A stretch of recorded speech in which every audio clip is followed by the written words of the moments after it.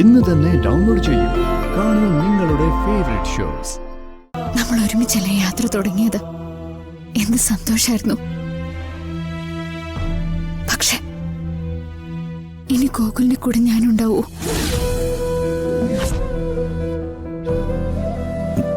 എന്തിനാ ഇങ്ങനെയൊക്കെ പറയുന്നേ?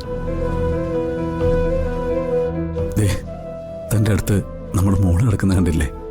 അവളുടെ മുഖം താൻ കാണുന്നില്ലേ? ഒന്നും സംഭവിക്കില്ല. നമ്മൾ ഒരുമിച്ച് കണ്ട സ്വപ്നങ്ങളൊക്കെ നമുക്ക് യാഥാർത്ഥ്യമാക്കണ്ടേ?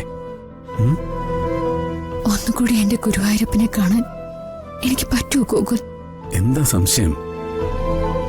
നമുക്കൊരുമിച്ച് പോ. ഗുരുവായൂരപ്പന്റെ മുമ്പില് താൻ സന്തോഷത്തോടെ വീണൊക്കെ ചിരി നിർത്തും. ഞാനും നമ്മുടെ മോളും അത് കാണാൻ വരും. അല്ലേ മോളെ? ഗോകുലിനെ ആശ്വസിപ്പിക്കാൻ വേണ്ടി പറയുന്നതാണെന്ന് എനിക്കറിയാം. എന്നാലും അത് കേൾക്കുമ്പോൾ ഒരു ആശ്വാസമുണ്ട്, മനസ്സിൽ പ്രതീക്ഷയുണ്ട്. പക്ഷെ എനിക്ക് വേദന സഹിക്കാൻ പറ്റുന്നില്ല. ഉള്ളിൽ എന്തോ തീ എരിയുന്നത് പോലെ കത്തിക്കയറുന്ന വേദന.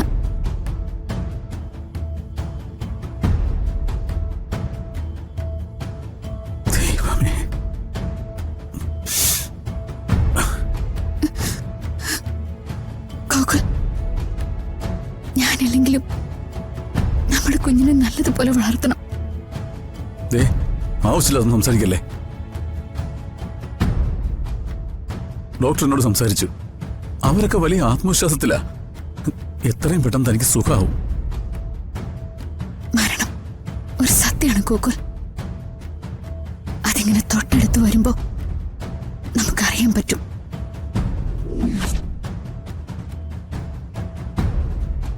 ആ റിയാലിറ്റി ഞാനിപ്പോ തിരിച്ചറിയുന്നുണ്ട്.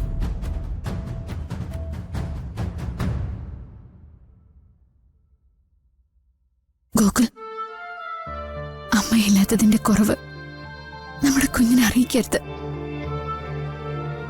ഒരു രാജകുമാരിയെ പോലെ അവളെ വളർത്തണം. അത് കണ്ട് സ്വർഗത്തിലിരുന്ന് എനിക്ക് സന്തോഷിക്കണം.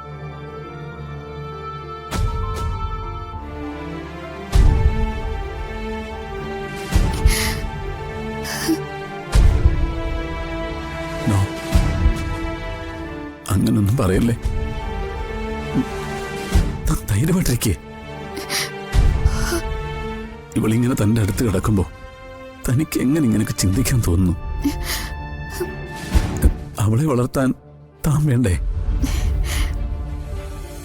ഇവള് പിച്ച വെച്ച് നടക്കുമ്പോ ഒപ്പം നടക്കാനും വീഴുമ്പോ കൈപിടിച്ചെണീപ്പിക്കാനും നമ്മുടെ മോക്ക് വേണ്ടതെല്ലാം വാങ്ങിക്കൊടുക്കാനും താനില്ലതെങ്ങനെ പറ്റും? ഒരു പെൺകുട്ടിക്ക് അച്ഛനേക്കാൾ അമ്മയല്ലടോ വേണ്ടത്. ഇവളെ സ്കൂളിൽ ചേർക്കുമ്പോ ഇവള് വലുതായി വലിയ പെൺകുട്ടിയായി വളർന്നു വരുമ്പോ അവളെ നല്ല വഴിക്ക് നടത്തേണ്ടത് താനല്ലേ? എടോ, ആ വക കടമകളൊക്കെ നിറവേറ്റാൻ തനിക്കല്ലേ കഴിയും?